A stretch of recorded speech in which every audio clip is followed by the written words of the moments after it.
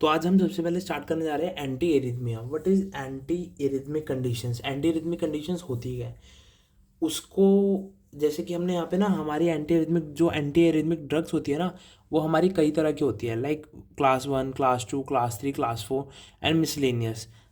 तो सबसे इम्पॉर्टेंट चीज़ क्या है कि ये जो सारी ड्रग्स है ना, ये कुछ पर्टिकुलर चैनल्स पे वर्क करती है, कुछ पर्टिकुलर्स डिफरेंट डिफरेंट थिंग्स पे एक्ट करती है। और ये जो सारी चीज़ें हैं ना जिन पे ये एक्ट करती है, ये मैंने बताया है आपको हमारी प्रीवियस वीडियो में कि कौन से चैनल्स होते हैं, और जो सेल्स होते हैं हमारे हार्ट के अंदर जो खुद ब खुद हमारी इम्पल्स जो है उसको जनरेट करते हैं, उनके अंदर कौन से चैनल्स होते हैं, और जो सेल्स होते हैं जो सिर्फ ट्रांसपोर्ट का काम करते हैं, उनके अंदर कौन से चैनल्स होते हैं। तो ये सब मैंने आपको प्रीवियस वीडियो में बताया हुआ है, तो वो ज़रूर देखिएगा, जिसके कारण आपको क्लास 1, क्लास 2, क्लास 3, क्लास 4 जितनी भी ये सारे ड्रग्स हैं ईजिली आपको याद हो जाए और आपको पता लग जाए कि ये कहाँ का एक्ट करती है।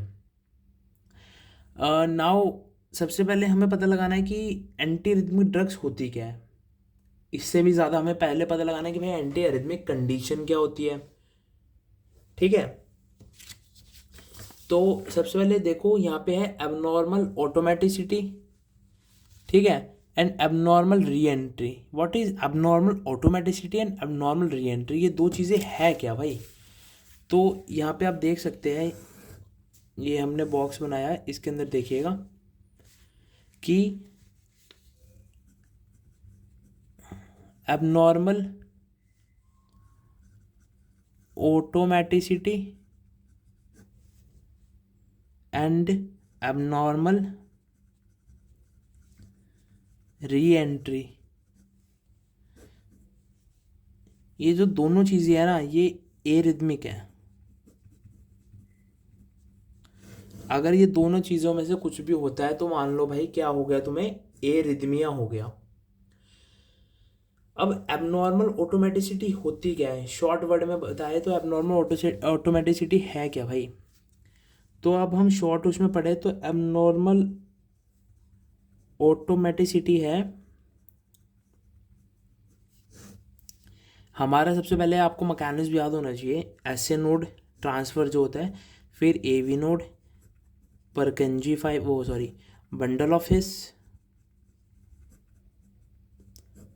फिर bundle fibre, and then last Purkinje fibres. Spellings के लिए माफ़ी थोड़ी। तो ये हमारा सीक्वेंस होता है, SA to AV, AV to bundle of His, bundle of His से bundle fibres, and bundle fibres to Purkinje fibres, right. ये हमारा पूरा सीक्वेंस है। अब मैं क्या कह रहा हूँ, मैं कह रहा हूँ भाई एसए नोड जो है, आप सबको पता है कि एसए नोड इम्पल्स सेंड करता है और इम्पल्स जनरेट भी करता है। अब क्या हुआ, समहाउ जो हमारे बंडल ऑफ हिस है मान लो, ठीक है, या फिर बंडल ऑफ हिस है, या फिर और कोई सेल्स है लाइक वेंट्रिकल्स के सेल्स हैं, और पर आपको यहाँ पे भी याद होना चाहिए कि परकंजी फाइबर से फिर ये डिफ्रेंशिएट हो जाता है वेंट्रिकल्स में। ठीक है, अब क्या हुआ भाई, जहाँ पे इम्पल्स जा रहा है वेंट्रिकल्स के पास, लेकिन वेंट्रिकल्स ना हाइपर एक्टिव हो रहे हैं। हाइपर एक्टिविटी वेंट्रिकल्स के जो सेल्स है ना, वो हाइपर एक्टिव होने के कारण बहुत तेजी से इम्पल्स जो है ना उसको एम्पलीफाई करके भेजे जा रहे हैं, भेजे जा रहे हैं, भेजे जा रहे हैं, जिसके कारण क्या हुआ, वेंट्रिकुलर जो है ऐसे नोड से पहले या फिर ऐसे नोड से ज़्यादा इम्पल्स सेंड कर रहा है, जिसके कारण क्या होगा, इन दोनों का फंक्शन इंटरचेंज हो जाएगा। इंटरचेंज कैसे? यहाँ पे ऐसे नोड का काम कौन करने लग गया, वेंट्रिकल, बिकॉज वो खुद सिग्नल्स को क्या कर रहा है, एम्पलीफाई कर पा रहा है। जैसे कि यहाँ पे लिखा है ना, area of heart fire action potential faster than SA node. कोई भी हार्ट का वो एरिया जो कि एक्शन पोटेंशियल को एसए नोड से भी फास्टर फायर करने लग जाए या फिर तेजी में सेंड करने लग जाए, उसे हम कहते हैं abnormal automaticity. And due to which pacemaker cells of SA node don't have choice to fire, due to which heart beat driven by the part of the heart. अब क्या हुआ, हमारी हार्ट बीट चल किसके कारण रही थी, हमारी हार्ट बीट चल रही थी भाई एसए नोड जो इम्पल्स सेंड कर रहा था उसके कारण हमारी हार्ट बीट जो है वो चल रही थी, राइट। लेकिन अब इस कंडीशन में क्या हुआ, इस कंडीशन में ऐसा हुआ कि हमारा जो मान लो कोई वेंट्रिकल का सेल है, वो बहुत तेजी में फायर करने लग गया पोटेंशियल्स को। अब ये भी क्वेश्चन आ सकता है भाई, जो वेंट्रिकल वाला सेल है वो तो फॉर्म ही नहीं करता इम्पल्स को, तो वो फायर कैसे कर रहा है? फायर इन द सेंस, यहाँ पे फायर का मतलब जो बोला गया है वो ये है कि अगर मान लो एस से नोड की जगह बंडल ऑफ हिस है, पावर ऑफ जनरेशन सबके पास है, अगर बंडल ऑफ हिस जो है एस से नोड से ज़्यादा फास्टर इम्पल्स सेंड करने लग जाए, तो क्या यहाँ यहाँ पर क्या होगा? एरिथमिक कंडीशन कौन ला रहा है? बंडल ऑफ हिस। अगर कोई वेंट्रिकल का सेल है वो हाइपर सेंसिटिव हो गया है या फिर हाइपर एक्टिव हो गया है, तो वो क्या करेगा? एस नोड से भी ज़्यादा फास्ट क्या करेगा? एक्शन पोटेंशियल को फायर करेगा, जिसके कारण क्या होगा? एक एबनॉर्मल स्टेज आ जाएगी जिसमें S A node to A V to bundle of His to bundle fiber और परकंजी फाइबर, ये रूल फॉलो नहीं होगा। ये रूल फॉलो नहीं हुआ तो क्या प्रॉब्लम होगी? रिदम नहीं बनेगी। अगर रिदम नहीं बनेगी तो कौन सी कंडीशन आएगी? Anti arrhythmic, right. अब हम पढ़ने जा रहे हैं कि भाई हमने ये तो पढ़ लिया एबनॉर्मल ऑटोमेटिसिटी क्या होती है। अब हम पढ़ रहे हैं कि एबनॉर्मल री एंट्री क्या होती है। तो एबनॉर्मल री एंट्री के लिए आपको जानना होगा हमारा ये डायग्राम। अब आप ये देखो, यहाँ पे एस ए नोड है, एस ए नोड से इम्पल्स जनरेट हुआ और वो पहुंचा एवी नोड को, एवी नोड से पहुंचा बंडल ऑफ हिस से, बंडल ऑफ हिस से परकंजी फाइबर, परकंजी फाइबर वो बंडल फाइबर से परकंजी फाइबर, परकंजी फाइबर से पूरे वेंट्रिकल्स के अंदर ये चला गया। लेकिन क्या होना था यहाँ पे ना, वेंट्रिकल्स के बाद ये जो इम्पल्स है ये डीजनरेट हो जाना चाहिए था। मतलब कि वेंट्रिकल्स क्या होता है हमारा, यहाँ पे एवी नोड के पास आया, एवी नोड ने क्या किया? पंप किया एट्रियास को, एट्रियास के बाद ये शिफ्ट हो गया bundle of His, bundle fibres, Purkinje fibre ने ये इम्पल्स किसको दिया? वेंट्रिकल्स को दिया कि वेंट्रिकल्स को कॉन्ट्रैक्ट करवाओ। लेकिन क्या हुआ यहाँ पे? वेंट्रिकल्स पे ना ये चीज़ जो है कॉन्ट्रैक्शन वाली, ये खत्म हो जानी चाहिए थी, ये इम्पल्स जो है यहाँ पर खत्म हो जानी चाहिए थी। लेकिन कभी कभी क्या होता है, किसी को हार्ट अटैक होता है ना, तो वहाँ पे स्कार टिश्यू फॉर्म होते हैं। ये दिख रहा है आपको? ये स्कार टिश्यू फॉर्म हो गया। मान लो किसी को हार्ट अटैक हुआ तो उस वो पर्टिकुलर सेट डेड हो गया, तो वो पर्टिकुलर सेट डेड होने के कारण यहाँ पे स्कार टिश्यू बन गया। और ये वाले कौन है? कि नॉर्मल सेल्स है जो कि इम्पल्स को ट्रांसफर कर सकते हैं, ना कि उसको फॉर्म कर सकते हैं।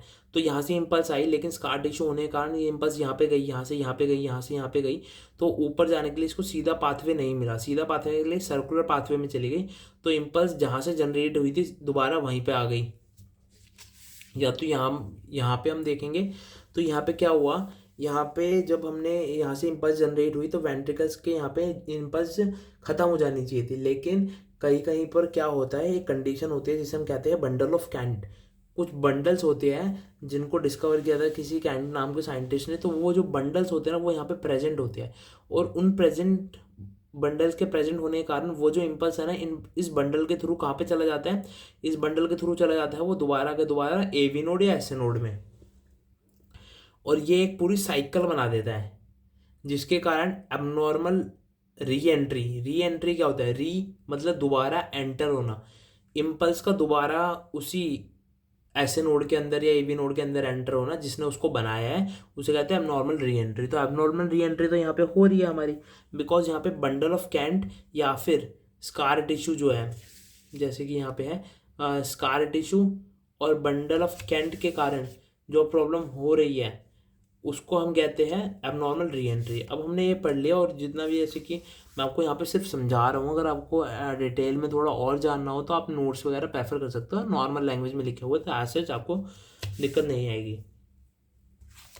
नाउ सबसे पहले हम पढ़ने जा रहे हैं क्लास 1 एंटी एरिथमिक ड्रग। सबसे इम्पॉर्टेंट ड्रग मैं मानता हूँ, बिकॉज इसके अंदर भी 3 तरह के ड्रग्स हैं, 3 टाइप है। Like class 1 anti arrhythmic drugs है जो है वो 3 हिस्सों में बटी हुई है। That is class 1A, class 1B and class 1C। सबसे पहले ना, जैसे कि आपको ये नोट्स में पढ़ लेना, लेकिन मैं आपको एकदम शॉर्ट में और अच्छे से समझाऊं तो ये रहा हमारा पूरा diagram. That is type 1C, type 1A, type 1B। और मैं कहूँगा कि आप सब भी ना इसको ना इसी फॉर्मेट में याद करना जैसे मैंने यहाँ पे लिखा हुआ है। तो क्या होगा, जैसे कि यहाँ पे टाइप 1C है, टाइप 1A है, टाइप 1B है, ये ना इनके पोटेंशियल पे लिखा हुआ है। अब हमें पता है कि भाई हमारा टाइप 1 कौन सी ड्रग थी, टाइप 1 हमारी थी सोडियम चैनल ब्लॉकर, जैसे कि यहाँ पे मेंशन है।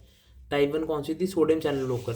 तो मतलब कि ये जितनी भी ड्रग्स होगी, type 1C, type 1A, type 1B, तीनों की तीनों किसको ब्लॉक करेगी, सोडियम चैनल्स को।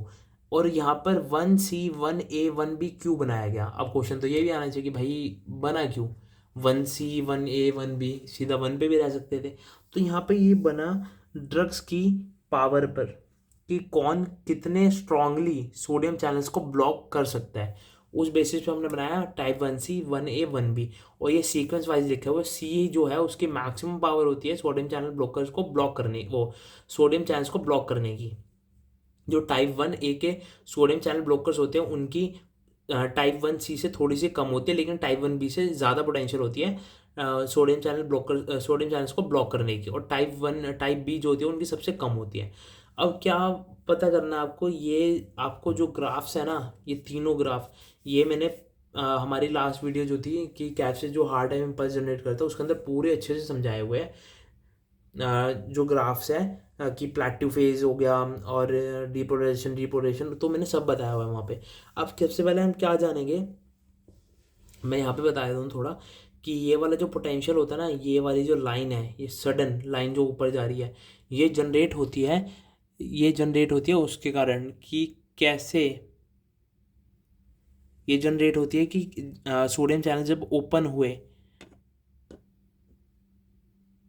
ये जनरेट होती है कि जब सोडियम चैनल्स ओपन हुए तो एकदम से सोडियम अंदर आया और उसने पॉजिटिव पोटेंशियल को बहुत ज़्यादा बढ़ा दिया, तो ये उस कारण जनरेट होती है। अब हम क्या कर रहे हैं भाई, यहाँ पर हम यहाँ पे तो खुद सोडियम चैनल्स को ब्लॉक कर रहे हैं, तो मतलब ये वाला जो ग्राफ है हमारा जो हमने बताया था ये थोड़ा शिफ्ट होगा।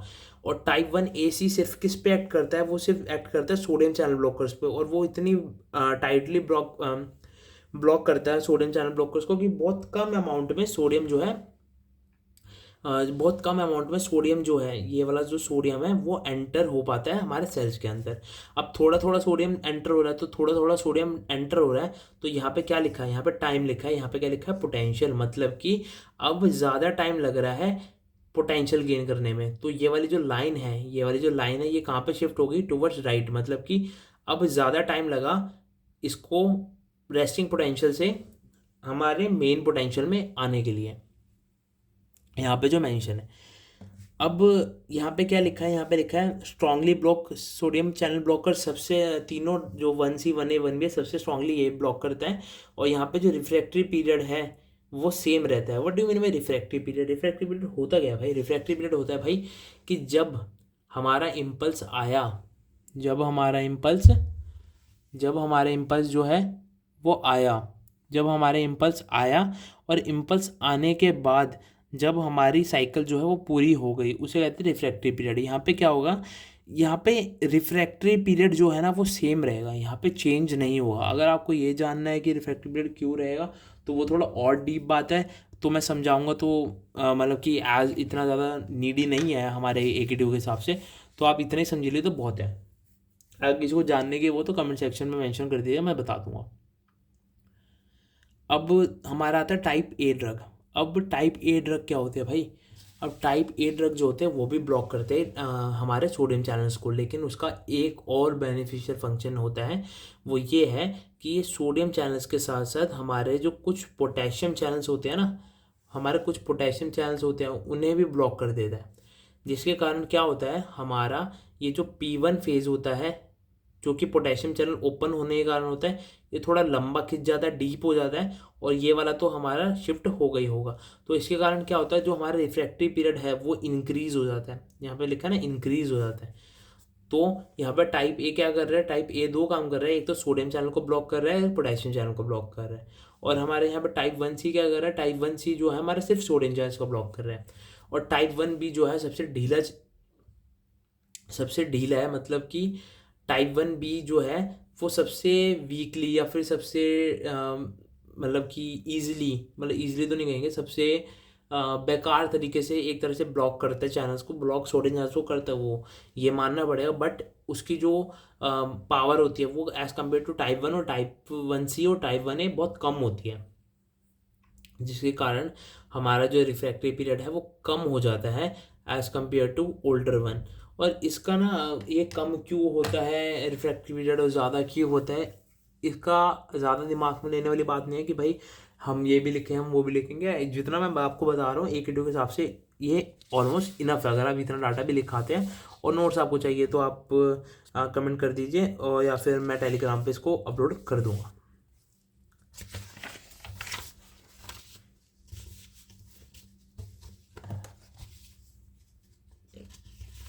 अब हमारी बात आती है क्लास 2। क्लास 2 कौन सी ड्रग है? That is beta blockers. अब बीटा ब्लॉकर्स तो है भाई, बिल्कुल सही बात है। अब बीटा ब्लॉकर्स किसको वो करती है? अब देखो यहाँ पे लिखा है heart have 2 type of cells. जैसे कि मैंने आपको बताया था, एक पेसमेकर सेल्स जो जनरेट करते हैं इम्पल्स को, और एक होते हैं नॉन पेसमेकर सेल्स जो कि सिर्फ ट्रांसफर करते हैं इम्पल्स को। ना वो पेसमेकर सेल्स क्या करते हैं, वो इलेक्ट्रिक सिग्नल बिल्ड करते हैं। ये सब चीज़ें मैंने आपको बताई हुई हैं हमारी जो वीडियो थी उसके अंदर। नाउ अब क्या होगा, जो बीटा ब्लॉकर्स है क्लास 2 वाले ड्रग्स हैं, हमारे क्या होता है हमारे दोनों सेल्स के अंदर, चाहे वो पेसमेकर सेल्स हो चाहे वो पेसमेकर सेल्स ना हो, दोनों सेल्स के अंदर हमारे क्या प्रेजेंट होते हैं, बीटा 1 एड्रेनर्जिक रिसेप्टर्स। ठीक है, और बीटा 2 एड्रेनर्जिक रिसेप्टर। मोस्टली क्या होता है, बीटा 1 एड्रेनर्जिक रिसेप्टर हार्ट में होते हैं, और बीटा 2 एड्रेनर्जिक रिसेप्टर कहाँ होते हैं, ब्लड वेसल्स के अंदर होते हैं। तो हमारे हार्ट के अंदर कौन से है, बीटा 1 एड्रेनर्जिक रिसेप्टर्स। तो ये हमारा क्या है, ये नोडल सेल्स भी कह सकते हैं और हमारा पेसमेकर सेल्स भी कह सकते हैं। तो हमारा क्या होगा, ये हमारे नोडल सेल, यहाँ पे जो हमने एग्जांपल लिया नोडल सेल का लिया। नोडल सेल पे क्या है, हमारा रिसेप्टर है बीटा 1 एड्रेनर्जिक रिसेप्टर। यहाँ पे क्या हुआ, हमारे दिमाग से क्या एपिनेफ्रिन नॉन एपिनेफ्रिन ये रिलीज हुआ। ठीक है, एपिनेफ्रिन नॉन एपिनेफ्रिन रिलीज होने से क्या हुआ, वो आके इस पे बाइंड करते हैं। इस पे बाइंड होने के कारण फिर ये किसको एक्टिवेट करते हैं, एडिनाइल साइक्लेज को करते हैं। एडिनाइल साइक्लेज क्या करते हैं, एटीपी को सीएमपी में कन्वर्ट करता है। एटीपी को सीएमपी में कन्वर्ट करने के लिए फोस्फोकाइनेज ए जो होता है उसको एक्टिवेट कर देते हैं, और एक्टिवेट होने के कारण वो क्या करता है, जो एल टाइप कैल्शियम चैनल होते हैं उनको क्या करेगा, उनको ओपन कर देगा। अब क्या हुआ, यहाँ पे है रिसेप्टर एक्टिवेट्स एडिनल साइक्लेज, ये होता होता होता तो यहाँ पे एल टाइप ओपन हो जाएगा एंड अलाउ करेगा इन्फ्लक्स को Ca2+ को आने को। लेकिन हमें क्या है यहाँ पे एक चीज़ समझिए, एरिथमिया हुआ क्यों? एक तो कॉन्टिन्यूस फायरिंग हो रही थी इसलिए एरिथमिया हुआ, और एबनॉर्मल री एंट्री हो रही थी इसलिए एरिथमिया हुआ। मतलब भाई हमें नेट क्या है, कंडीशन तो फास्ट है और हमें क्या करना है, हमें कंडीशन को स्लो करना है। कंडीशन को स्लो कैसे करेंगे कि इम्पल्स ट्रांसफ़र जो है उसमें देरी कर दो, जो इम्पल्स ट्रांसफ़र हो रहा है उसको होने दो, पर थोड़ा देर होगा तो अच्छा रहेगा। तो उसी को देरी में करने के लिए हम क्या करेंगे, हम यहाँ पर इसी बीटा 1 एडर्नर्जिक चैनल जो है इसको ब्लॉक कर देंगे। अगर हम इसको ब्लॉक कर देंगे तो ये जो कन्वर्जन एडिनाइल साइक्लेज का एटीपी का सीएमपी में और पीके एक्टिवेशन ये नहीं होगा। अगर ये नहीं होगा तो कैल्शियम चैनल ओपन नहीं होंगे। अगर कैल्शियम चैनल ओपन नहीं होंगे तो कैल्शियम अंदर आएगा, नहीं आएगा। अगर कैल्शियम अंदर आया ही नहीं तो क्या इम्पल्स जनरेट होगा, क्या रीपोलराइजेशन डीपोलराइजेशन स्टेट आएगी, नहीं आएगी। अगर वो आएगी नहीं तो हमारा इम्पल्स ज़्यादा तेज़ी में ट्रांसफ़र नहीं होगा। ट्रांसफ़र नहीं होगा तो हमारी एबनॉर्मल या फिर एरिथमिक कंडीशन जो थी वो कम हो जाएगी, राइट। अब सबसे पहली बात, एल टाइप कैल्शियम चैनल दोनों में होते हैं, पेसमेकर्स और नॉन पेसमेकर सेल्स में भी। अब कुछ एक ट्रिक बताता हूँ आपको। कभी भी अगर आपको याद करना है, there are 2 type of beta 1 blocker, there are selective beta 1 blocker, there are non selective beta 1 blockers. Selective beta 1 blockers, इन सब के पीछे क्या आता है, ऑल। नॉन सिलेक्टिव के पीछे भी ऑल आता है।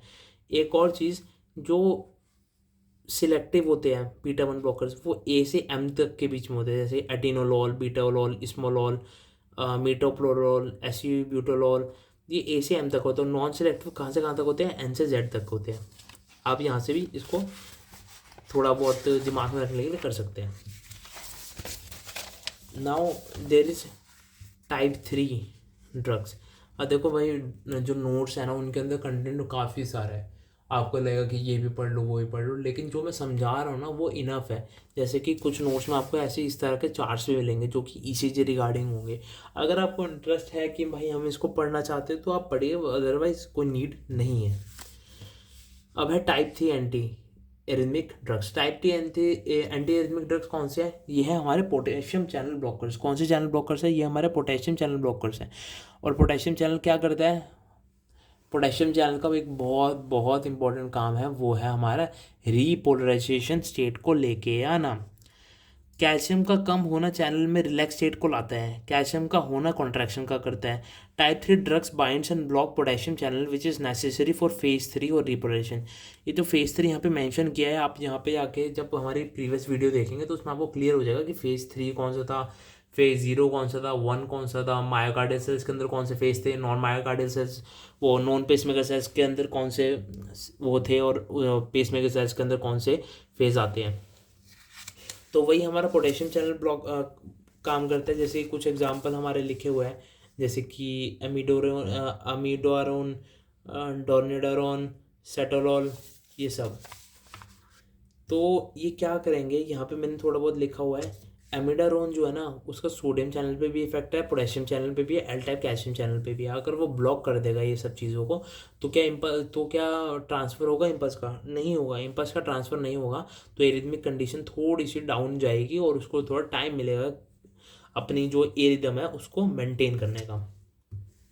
बाकी काफ़ी एग्जांपल है जो थोड़ा बहुत हाफ लाइफ पे है कि एट्रियल फिब्रिलेशन को कंट्रोल करता है, वेंट्रिकुलर एरिथमिया को कंट्रोल करता है। बाकी आपको करना है तो ऑलमोस्ट मान लो 5-6 ड्रग्स है, तो उनमें से 2-3 के आप थोड़े फंक्शन याद कर सकते हैं।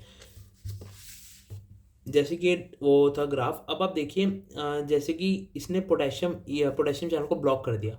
अब पोटेशियम चैनल दो जगह मेन काम करता है, एक तो यहाँ पर और एक यहाँ पर, फेज 1 पे और फेज 3 पे। फेज 3 क्या है? रिपोलराइजेशन है। फेज 1 क्या है? के प्लस का इफ्लक्स जो थोड़ा सा बेंड करता है ना ग्राफ, वो है। अब के प्लस को ब्लॉक कर दिया, के प्लस चैनल को ब्लॉक कर दिया, तो बहुत धीरे धीरे धीरे धीरे के प्लस जो है आउट हो रहा है। तो मतलब कि ये जो रिफ्रैक्टरी पीरियड है ये बढ़ जाएगा, मतलब कि जो रिपोलराइजेशन स्टेट है वो देर में आएगी, इतनी ज़्यादा शार्प नहीं आएगी। तो ये हमारी पोटेशियम चैनल ब्लॉकर्स है। और कुछ एग्जाम्पल मैंने नोट्स के अंदर मैंशन करे हुए, आप नोट्स में से एग्जाम्पल आराम से देख सकते हैं।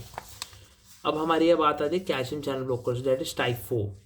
सबसे पहली बात, एक क्वेश्चन आया था 2023 मेडिसिनल केमिस्ट्री में, जो कि मैंने एग्जाम दिया था, कि हमारे जो कैल्शियम चैनल्स है ना, डाईहाइड्रोपायरिडीन्स और नॉन डाईहाइड्रोपायरिडीन्स, तो डाईहाइड्रोपायरिडीन्स का सार लिखने को आया था। तो आप इसको यहाँ पे इंपॉर्टेंट है तो आप इसको याद कर सकते हैं। Now there was a L type calcium channel blocker. सबसे इंपॉर्टेंट बात ये है कि L type calcium channel blockers है ना, हमारे ना दोनों जगह पाए जाते हैं, नॉन पेसमेकर सेल्स में भी और पेसमेकर सेल्स में भी।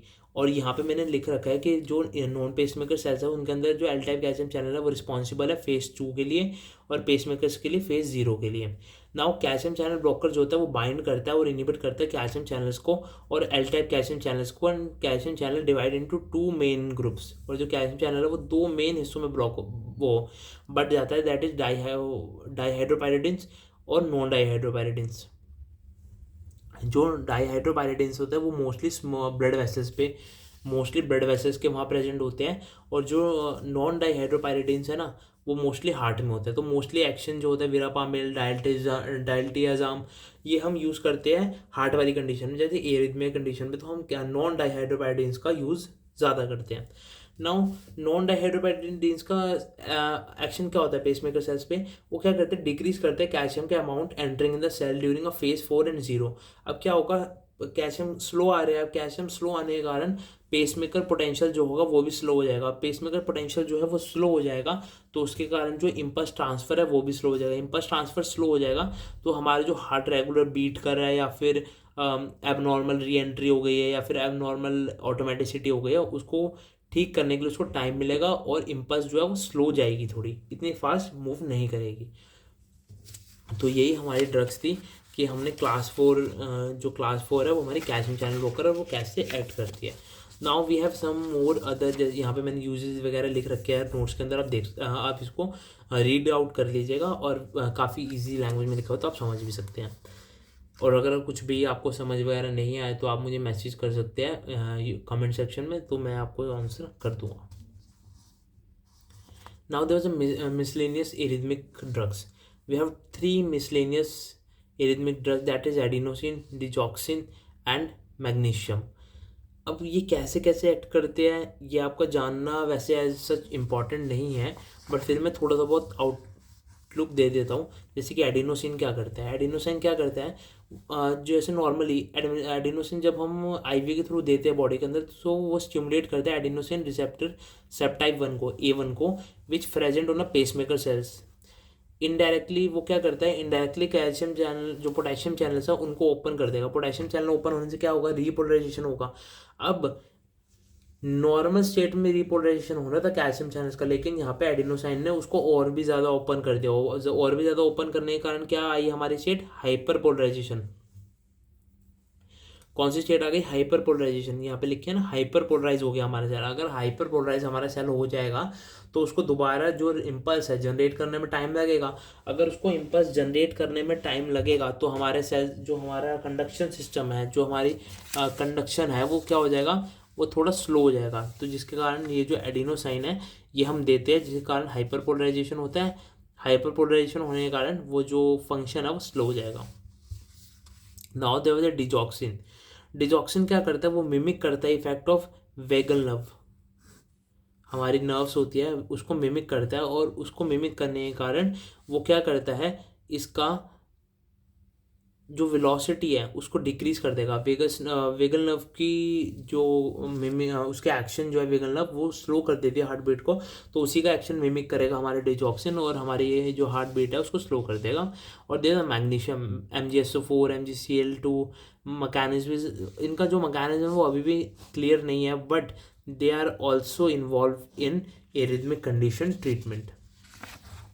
सो यहाँ पे मैंने आपको सारे के सारे ड्रग्स वगैरह, या फिर कहा जाए तो यहाँ पे मैंने आपको सारे के सारे फंक्शंस बता दिए कि भाई क्लास 1 कैसे ऐड करता है, क्लास 2 कैसे ऐड करता है, क्लास 3, क्लास 4, क्लास 1 के तीनों पार्ट, 1A, 1B, 1C, उनके ग्राफ्स। मेरा बस कहना यही है कि आपको ये चीज़ें समझनी चाहिए कि हमने सारे की सारी क्लासेस समझ ली।